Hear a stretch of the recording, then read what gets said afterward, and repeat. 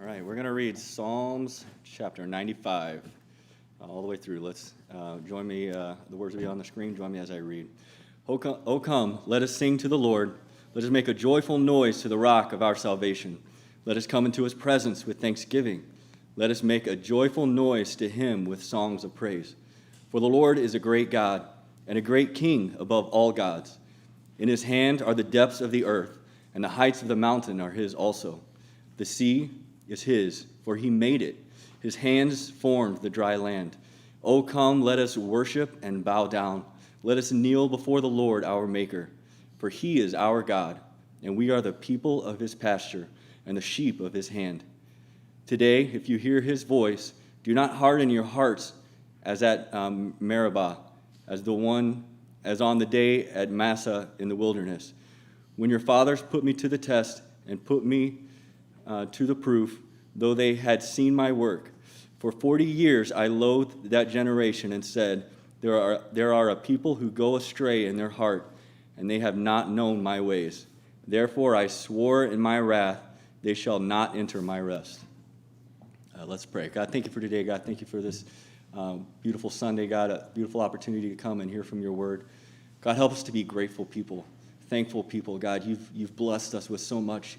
Even at this church, as we're talking about these opportunities that are coming for us to have a new building, God, what an amazing way that your hand has worked thus far to even open the door for an opportunity like this for us. God, it's obvious that your hand of blessing is just upon our church and upon our lives, God, and in our individual lives. Help us to remember to give you glory and praise for the wonderful things you do, our families and our friends and our jobs and the wonderful country that we live in. God, there's so much we can be grateful for. Help our hearts never to be hard and forgetful of where our blessings come from, God. They come from you. Help us to remember that and hold on to those truths, God. Be with the sermon that's about to follow. Help us to grasp truths that we can take with us this week, God. We love you. We give you glory and praise. Amen. Thank you, John. We're going to be in Matthew chapter 11 this morning. Matthew 11. We're going to be talking about the idea of rest. Rest. People have asked me this week, like, you have to preach both services. How's that going to be? I was like, I have no idea. I've only done it once. I don't really know how it works or how it doesn't work. And then as I was sitting there listening to John, I was like, I don't know if I need my notes. I already preached through them. I'm really familiar. I normally try to come into it really prepared. And I was like, do I need notes now? And I was like, I just pictured myself getting to like page 5 and then being completely lost. So yes, I will use my notes. But the idea of rest, the Bible talks about rest. And as I was preparing, I was thinking about that I have this very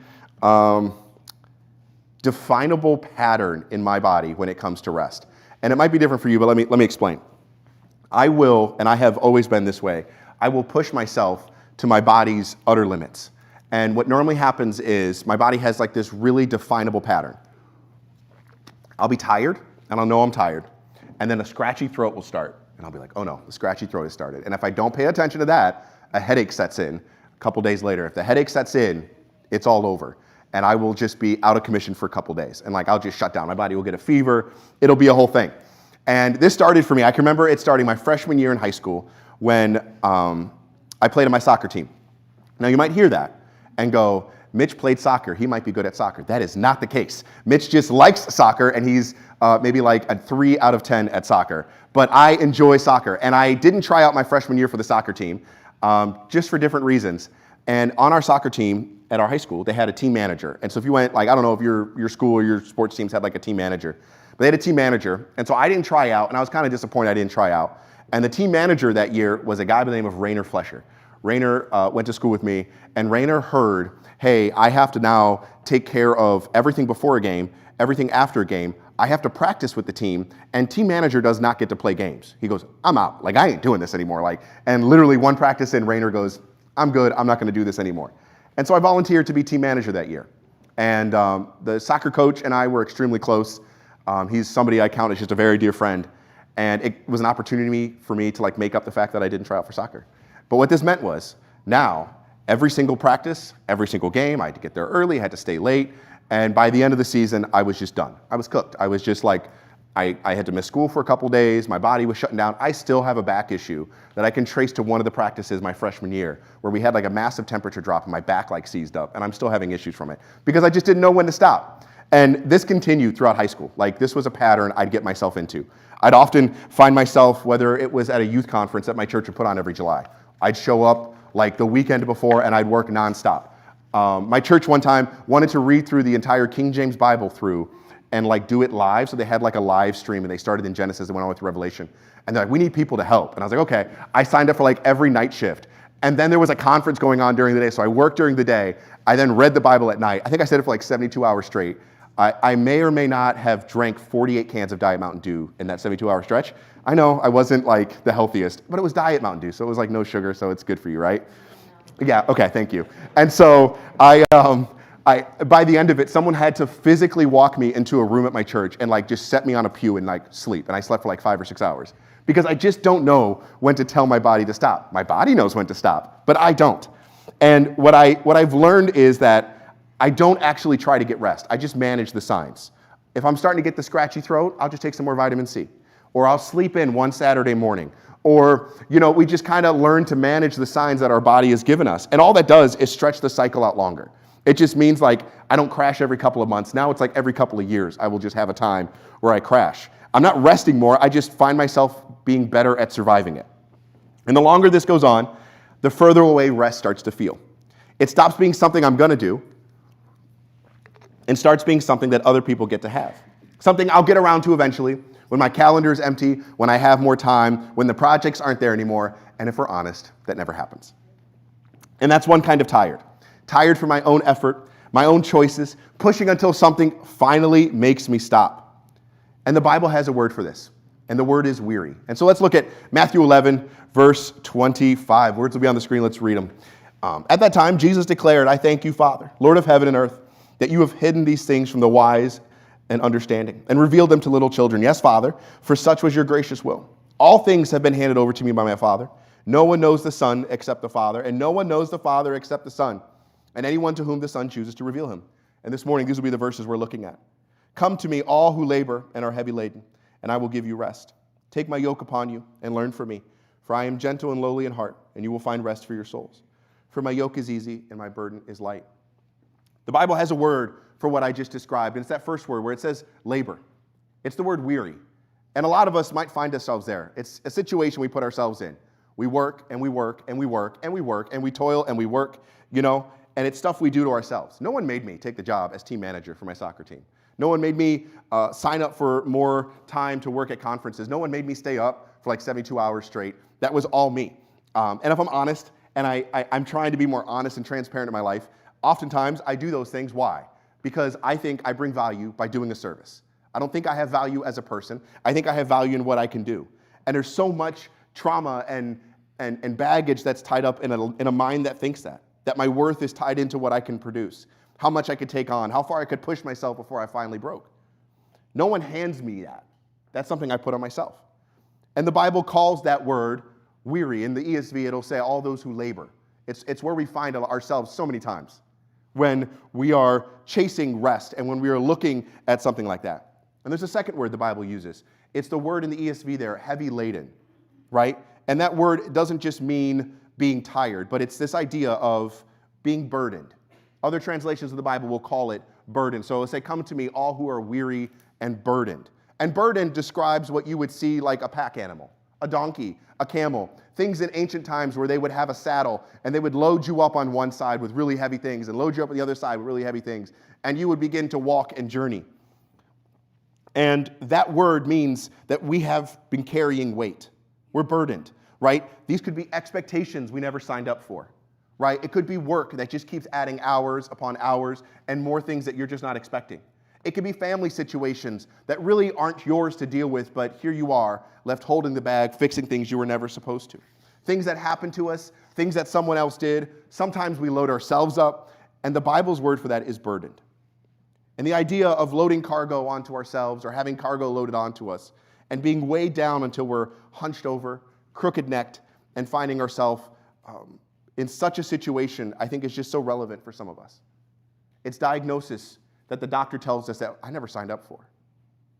It's a kid who we have who's struggling, and I just don't know how to walk alongside them with that. Maybe it's a time in our life that we didn't ask for and we feel like we can't get out of. Weary and burdened. Two different words, two different roads that both lead to the same place, desperate for rest. Because exhausted means that you're exhausted. We find ourselves just as tired as Sunday morning as we are on Friday night, and it's just how we work. Some of us have worked ourselves here. Others of us have been loaded down and we got no say in it. Either way, we're tired. And that's exactly who Jesus is inviting into rest this morning. When he says, "Come to me, all who are weary and burdened." But then we have to ask, what is rest? Let me tell you a story. This is part of like preaching two services. Sometimes you get stories in one service that you don't get in another. Tuesday morning, we do our staff meeting here at church. And it's been a long couple of weeks. I've been getting up early to go to the gym with Hannah and staying up late doing things for just different things. And I woke up Tuesday morning and Hannah's like, "You don't have to come to the gym." I was like, "Okay, you're right. I took the day." And so by that, I mean, it was like I got up around 7 as opposed to like 5:30. And I was laying on my stomach in bed and I went to lift my neck and I felt a pop. And then came like nerves lighting up around my chest and my arms. And I was like, "Ooh, that was weird." And I went to roll over and my body goes, "I'm not gonna move." And my next thought was, am I gonna be in a wheelchair for the rest of my life because of a Tuesday morning? Like, what just happened? And it was like, okay, this isn't good. And Hannah had already gotten home from the gym. And so she came in the room and like, I saw her face. I was like, "Hey, can you help me roll over?" And she was like, "What?" And I was like, "My neck popped and I can't move." And she was like, "What?" And then you could see like the fear. And it was like, I was like, I don't think anything's really wrong. I think it's a spasm. And so I rolled over and I sat up and I went to staff meeting looking like Frankenstein, where I kind of like, somebody asked me a question, I'm like, "Huh?" And I turned like this and kind of just looked like I can't move my neck. And I spent, life keeps going on. And so my life just kept going. And I tried to focus on stretching this week and doing different things. But you know what didn't come from that was rest. I'd lay down on the couch, I couldn't get rest. I laid on my bed, I couldn't get rest. And I think for a lot of us, we hear and we operate in a situation in our life and we go, "I need more rest." And then you actually lay down, a time where you're supposed to be getting rest, and you get up and your neck's just as sore. And your life has still been going on. The calendar is just as busy. And so the Bible tells us what rest is. The Bible begins, Genesis 1, with "In the beginning, God created the heavens and the earth." 7 days he took. 6 days he created, and what did he do on the seventh day? He rested. Does God need rest? Is he a God that goes, "Man, I was really tuckered out from all of this"? No, the Bible doesn't tell us that's what it is. Instead, for God, on the seventh day, he steps into his creation and he joins man in the garden and he enjoys what he has created. That's rest for him. And that's at the very beginning of the Bible. And as you look through the rest of the Bible, rest just keeps popping up. You get to the children of Israel. They're in Egypt. They are in slavery. There is a guy, there is a king, there is a Pharaoh who's like, "You're going to work for me. There is no rest for you. You're going to make my houses. You're going to make my cities. I'm going to make you make your own bricks. This is how it's going to be." And there is no rest. And God calls them out of that. They get to a flaming mountain, and he gives them 10 things he wants them to do. And one of those is take a day and rest. Why? Because Pharaoh is not your king. I am. And you are going to rest in the kingdom that I have. And then we continue on through the Bible. And we get to King Solomon. And he builds a beautiful palace, a beautiful place. And he goes, "This is the rest that you have. This is the rest we were looking for." And his son messes it all up. Psalms 95, which John read this morning, talks about singing praises to the Lord and that Israel was never going to enter the land of rest, or at least that generation that wouldn't listen to God. The prophets talk about the fact that they have no rest, but they're looking forward to a time of rest if they just follow who God is. The author of Hebrews says, God promised us rest, and we can have that if we just join him in his kingdom. Rest is a theme that just keeps rotating through the Bible over and over and over again. And the Bible, I think, tells us this. Rest is the security of belonging completely to God. Being in a place where you're safe enough that you're not performing for it and that you're not fighting for it. Rest is not something you work your way into. It is something you trust your way into. Because rest isn't just a place. Rest is a person. It's God. And that's where Jesus says, come to me, all who are weary and burdened, and I will give you rest. So why don't we have it? Why do we hear and understand, okay, Mitch, I see it. The Bible says we can have rest in Jesus. Great. I'm still really tired. It's Sunday morning. I'm on my third cup of coffee. I'm probably going to hit Starbucks on the way home, and I'm going to go, go, go, go, go. Why don't we have it? Why? Because sin likes to corrupt every good thing, right? We have worship. Worship is a wonderful thing.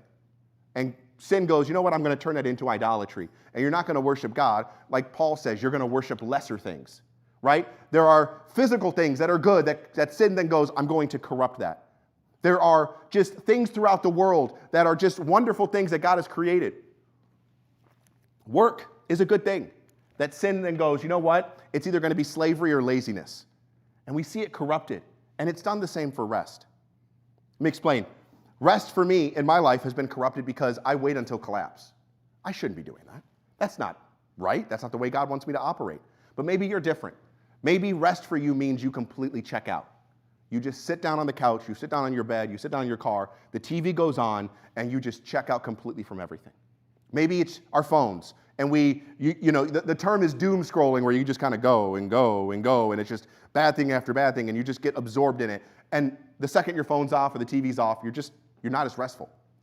In fact, it's probably more taxing for you. Maybe rest for you has been corrupted into wanting to control it. So what you do is you find yourself managing a tighter and tighter calendar. Everything is down to the minute, and it has to be scheduled, and this is how it has to go because, you know what? I have to control it. Maybe it's in our emotions, and we find ourselves getting angrier and meaner, and we get snippy, and we start to allow that to control us, and rest comes in the fact that I can poke harder at you so I feel better about myself.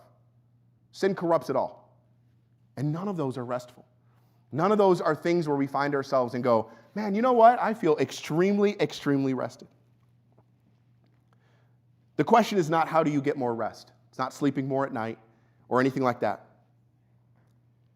Because if rest is a person we belong to, I think the question isn't just how do we get more rest. It's how do we take up Jesus on his offer of rest.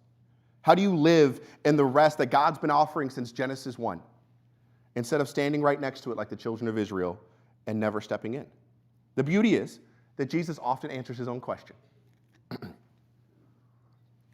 In the passage we read this morning, Jesus answers that exact question. He gives us 3 things to do about it. Not 3 things to think about it, but I think there are 3 actual things we can do. And they are this. Number 1, come to me. Come to me, all who labor and are heavy laden. Anybody who's weary and burdened, Jesus says, come to him. 2 words we've already said, weary and burden. And whichever one is true for you this morning, maybe they're both, the invitation has our name on it. Notice what Jesus doesn't say there. He doesn't say, come to a quieter place that I have for you. He doesn't say, come to a clean schedule. He doesn't come and I'll wipe it all away. He just says, come to me. Come to me. Come to Jesus. The book of Hebrews says that we can approach the throne of God with confidence. And that doesn't just mean you have a mindset of swagger and you can operate in just a way that way. Coming to the throne of God with confidence means that you don't have to pretend. It means you walk in honesty with God. And so if you're going to come to God this morning, if you're going to come to Jesus this morning, the first thing I think we need to do, and it's the obvious thing, you need to stop the other thing that you're doing. Let me explain. I was thinking through how this works, and I used to work on, my old job was I was a project manager for a guy who flipped houses, and he was property management. And so I was often on active rehabs where, they're working on houses and stuff. And so often you come into those situations and there's nail guns, there's table saws, there's other power tools running. Most of them have some sort of speaker going. And depending on who the contractor is, it could be anything from some loud Spanish radio station to old gospel music playing at level 12. It's 6:30 in the morning and you got to yell at them the neighbors are going to call the cops on us. Please turn this down. And it's this is just how job sites work. And then you try to have a conversation with somebody while all that's going on. And what's going on? It's just I'm yelling louder, he's yelling louder. And at some point you just need to go, can we turn that off just for a minute? And if you're going to go to Jesus this morning, the first thing we need to do is we just need to shut off the power saw for a minute and just go, whew, okay, now that I can hear you, I can understand this. And I had this happen a few weeks ago. Hannah was out of town for a funeral, and my kids had their friends over, so they're our next door neighbor. So I had 4 kids running around the house, and I was working on stuff for the church. It took me all of 30 minutes before I about had it. Like, the house was loud, the TVs were on both upstairs and downstairs. I had my computer in front of me. Someone called me, and I have kids just running in and out and playing. They're not doing anything wrong. I'm just way overstimulated. And it was like, at some point, you just need to go, stop, right? Stop. And it's not telling them to stop, but it's my ability, if I'm going to come to Jesus, to go, I'm going to put something down. And this is the hardest part. Why? Because so often sin has corrupted us to say, trust your instincts. Let me explain.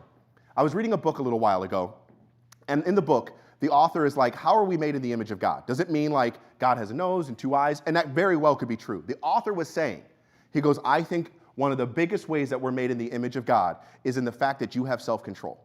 And he goes, look at all of the rest of nature.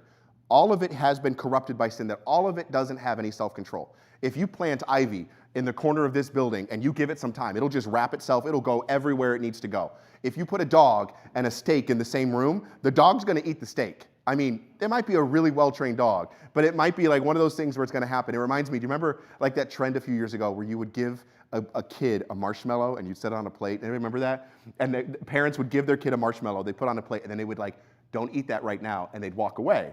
And then it would film their kid, which is like diabolical, to put your kids on film where they don't know about it. And they had like the whole tension of the video was, is the kid gonna eat the marshmallow? And it was like, they just wanted to know what their child was gonna do. And so often the kid's like, yeah, this is really good, I wanna eat it. And that's so often what we do. But if we're made in the image of God, what's the first thing God does after he stops creating? He stops, he goes, I'm done. He could have made 10 different species of trees, a new fruit. He could have made like water in a different way. He could have made like a fourth state of water or a fifth state of water, depending on how you understand that scientifically. He could have made a new kind of math. He could have made 15,000 more planets. He didn't do any of that. He goes, I'm done. And if you're going to come to Jesus, so often what we need to do is just go, I'm done. You know, our phones have a do not disturb button that I promise you, if you hit it, your phone's not going to blow up. In fact, you will probably find that, oh wow, the world keeps on spinning when I check out for a few minutes and just stop. And just stop.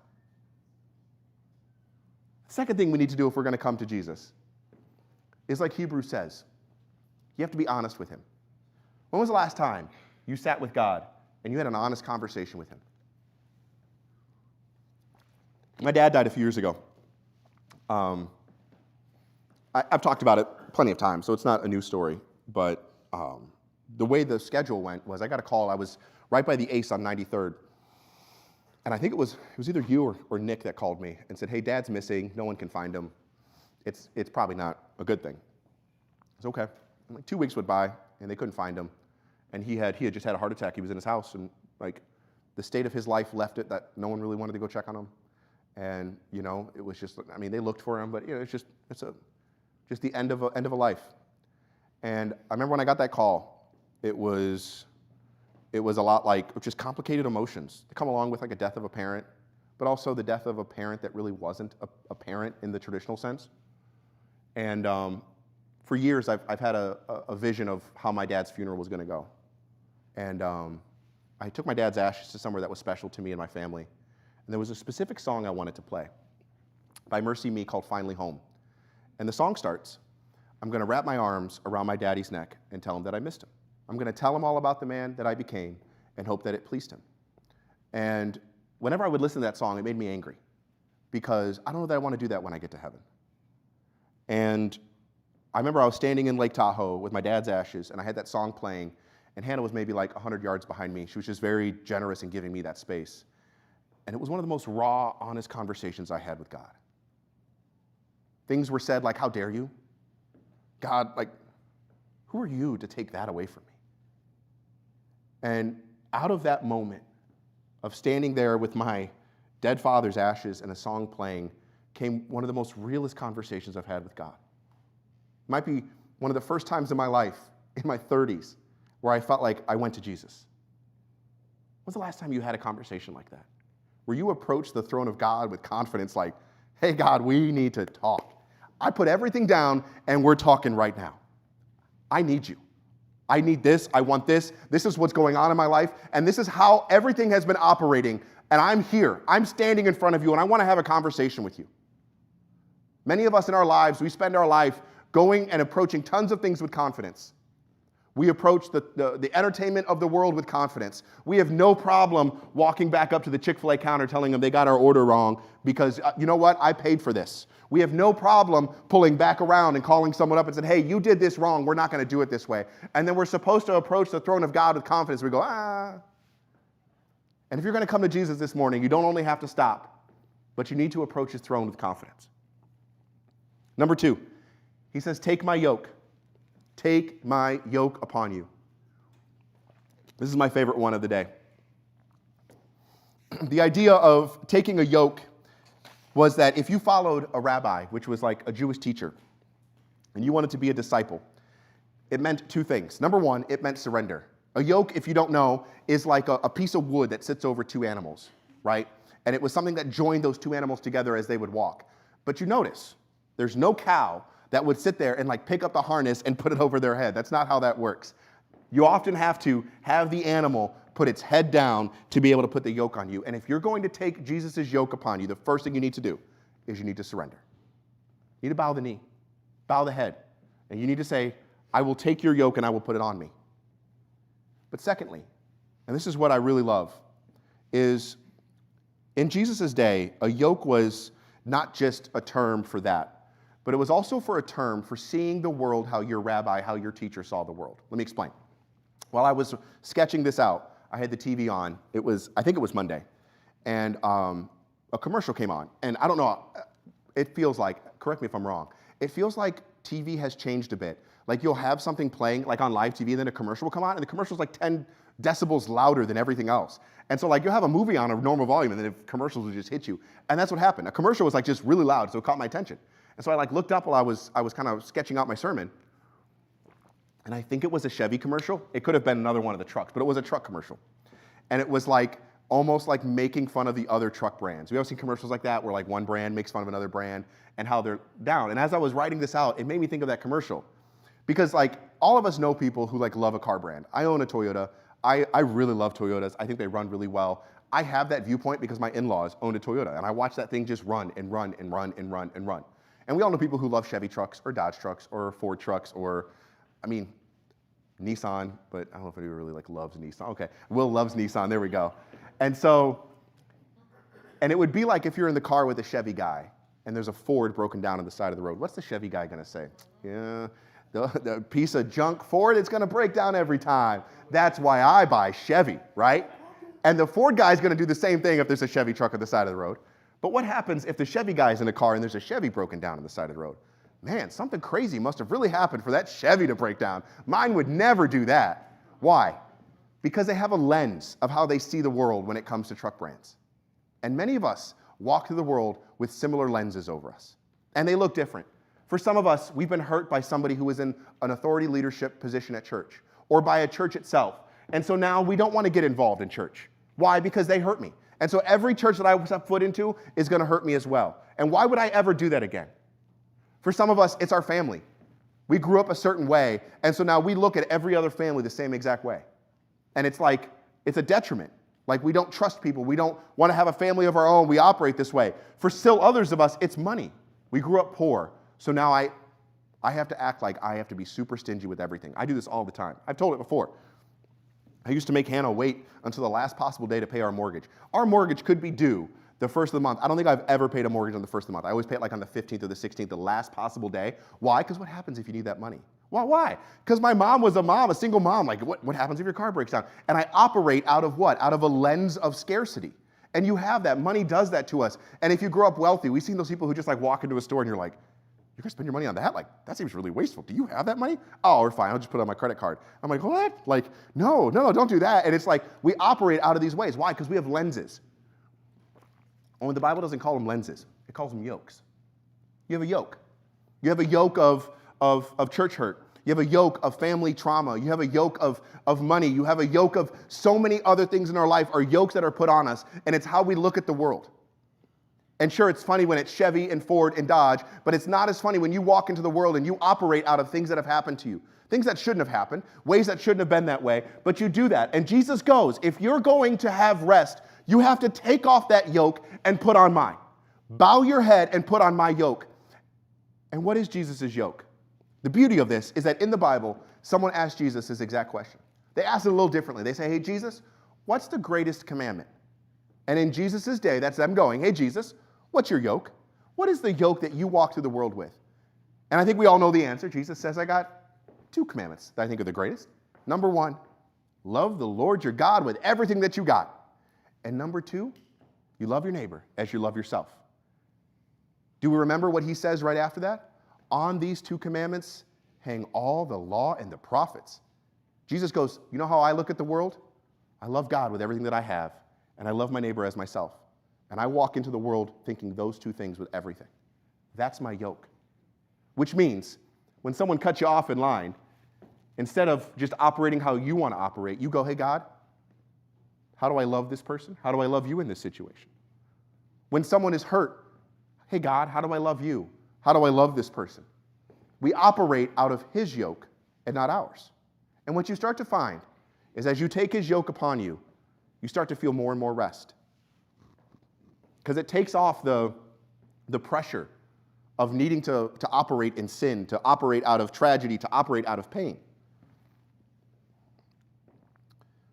For so many of us, being the reliable one, living a life of our family, being hurt by church, being hurt by other people, has left us jaded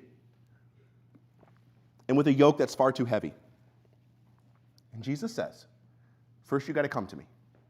And secondly, you got to take my yoke. You got to stoop your head. And you got to allow me to rip that yoke of pain and bondage and baggage off of you, and I'll put mine on you.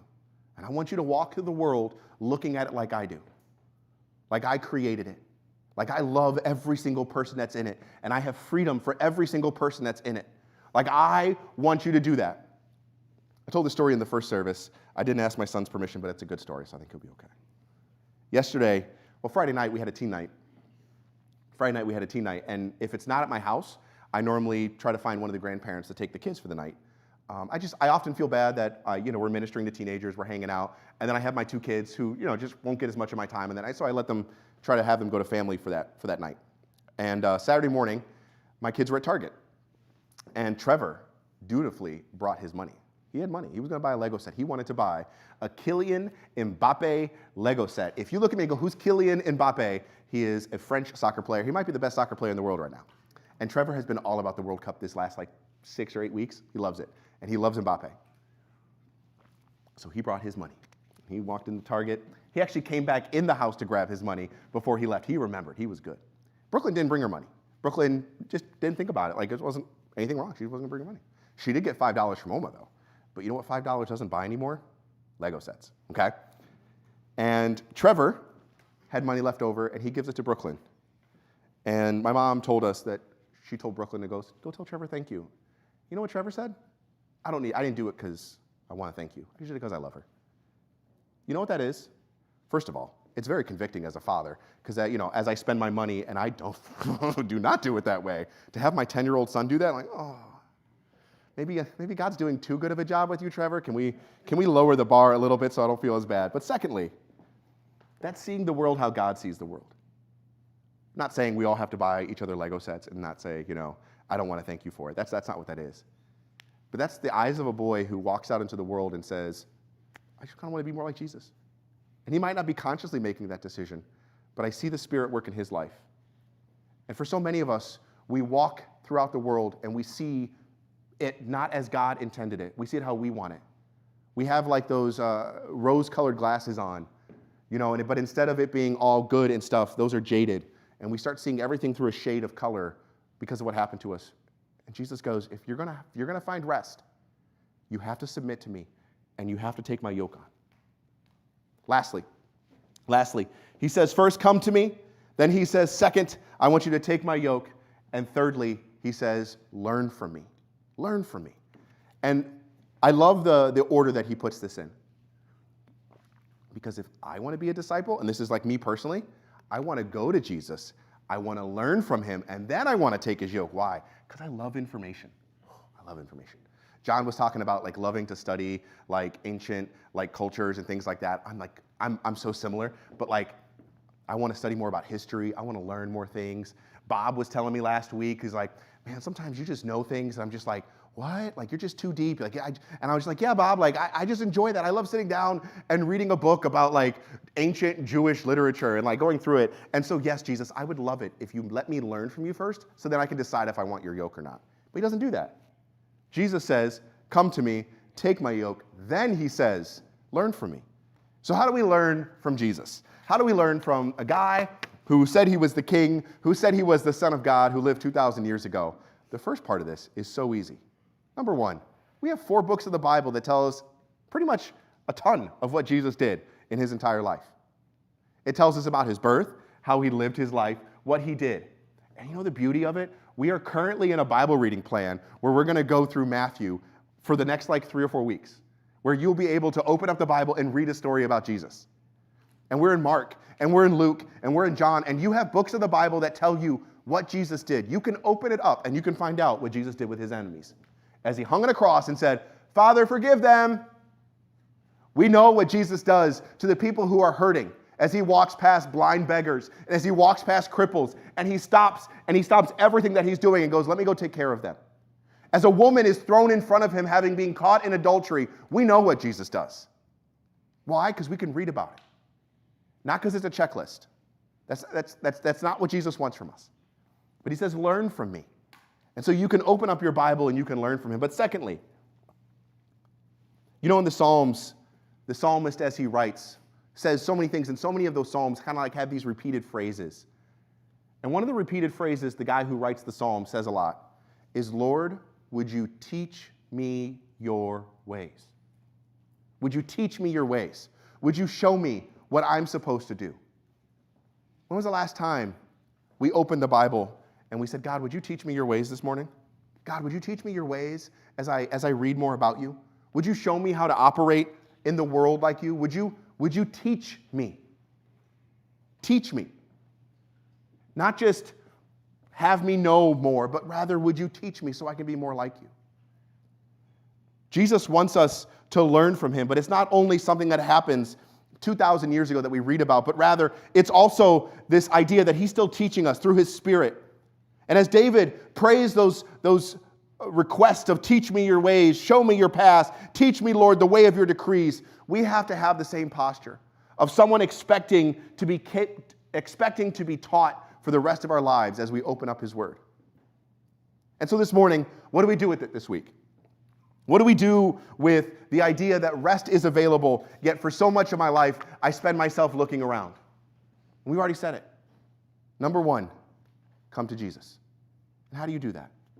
Well, you have to stop what you're doing. There's a reason why Sabbath day was commanded to be done, and it was supposed to be like, hey, you're not supposed to do any work that day, because you're supposed to be able to set down what you have and have community with God and with his people. If you're going to come to Jesus, you got to stop what you're doing. And we said that, secondly, along those same lines, if you were going to come to Jesus, you have to be honest with him. When was the last time you had an honest prayer with Jesus? Not the one that we communicate with other people, not the one that we kind of jade and keep quiet, not the cleaned up version that we put on social media, but when's the last time you had a downright honest conversation with Jesus? You can't find rest unless you're going to come to Jesus, and you can't come to Jesus unless you're going to stop and you're going to put everything down and you have an honest conversation with him. Number two, you got to take his yoke. And we said that means you need to submit. And that's hard. The Bible calls the children of Israel. There's like this old King James word that they'll translate to be stubborn. They call them a stiff-necked people. Do you know why they're stiff-necked? Because they refuse the yoke. It's like those videos you see of a horse that's just like, oh, you're not going to break me. No, I'm not going to do that. It's being stiff-necked. And as I do that, I realize I probably shouldn't do that with the way my neck was this week. So I'm definitely not going to do that again. But it's this idea of going, I don't want that. Oh, no, you can't make me, right? And if you're going to take Jesus' yoke, you can't do that. We have to submit. And you have to take his yoke on you. You have to see the world the way Jesus sees the world. It's a constant conversation with my kids. I am not a good parent. I am a parent that struggles, that is emotional, but there is something that the Holy Spirit constantly prompts me. When my kids bring me problems, we go, what does the Bible say to do with that? What does Jesus say to do with that? How would Jesus operate? And so as you walk out into the world today, you want to take Jesus' yoke, That means when a situation happens, you ask, how do I love God in this? How do I love my neighbor in this? Am I loving them like I love myself? Or am I just like going through the performance of loving them? Lastly, learn from him. This week, more than any others, would you take time out of every single day and would you read something out of, I think we're in Matthew 13 through 17 this week. If you don't have time to do the whole chapter, would you take time to sit down and read a story out of those chapters? Anything. This week, he will tell the parable of the sower. Remember where like there are seed that goes into like the rocks, the good soil, goes into the thorny ground. He will feed 5,000 people. He will walk on water. Some great stories coming up in Matthew.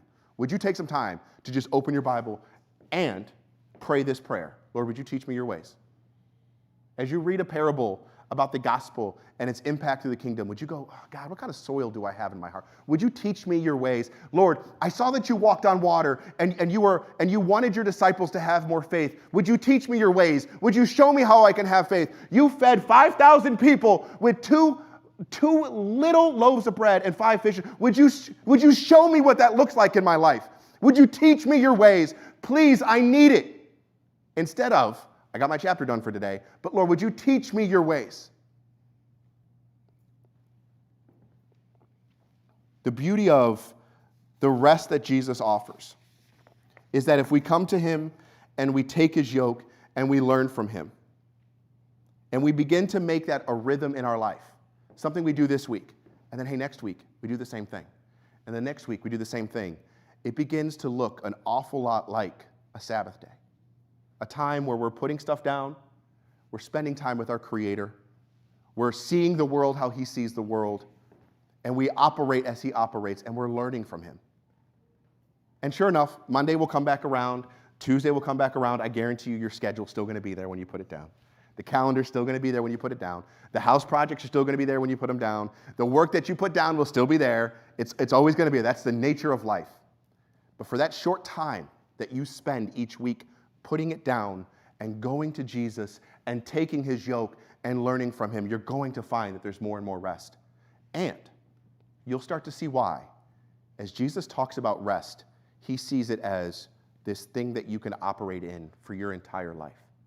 It begins to become easier and easier and easier. And that's why he says, take it upon you. My yoke is light. It's easy. I was thinking about like the idea of walking with somebody and how easy that is. And of course, I naturally thought of just Hannah and I and just how easy and much we click. But I also thought about, for those of you that know, I have a little brother. His name is Nick. Nick is 18 months younger than me.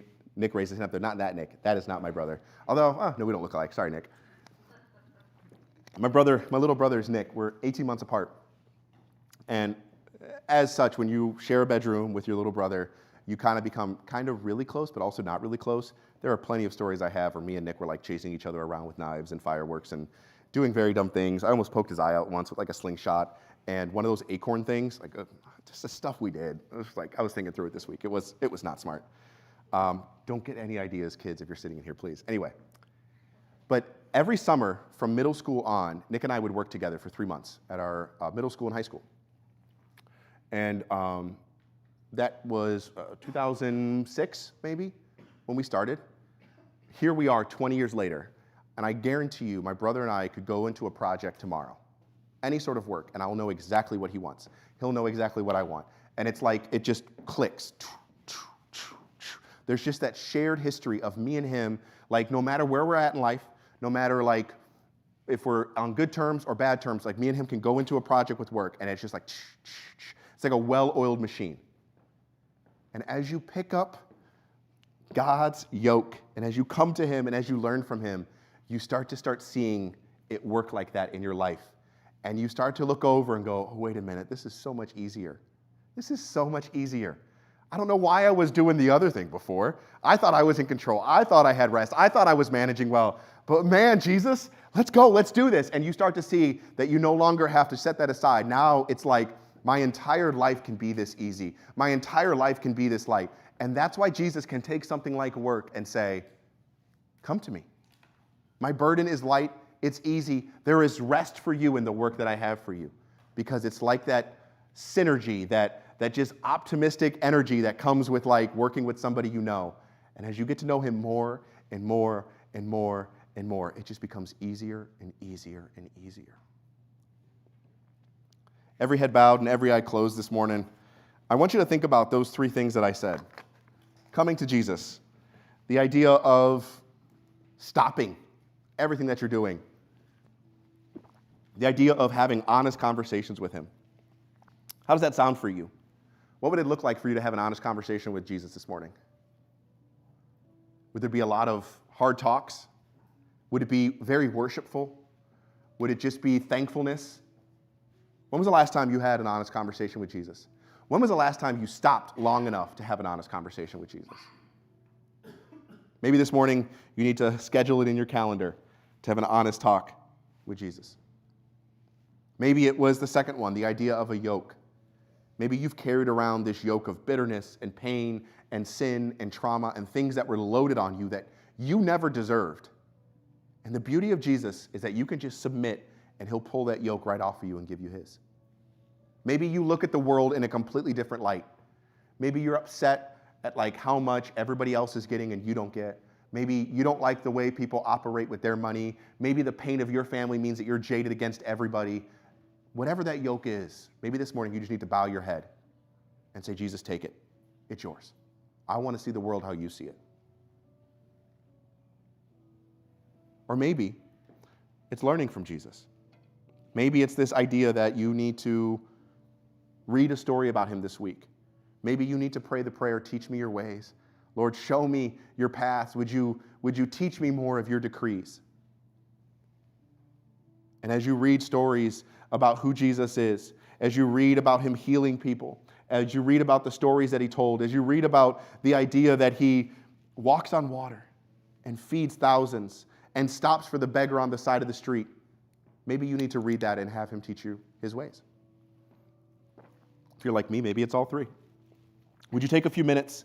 Would you go in prayer to Jesus? And would you just come to him this morning? And would you just be honest with him this morning about what you need?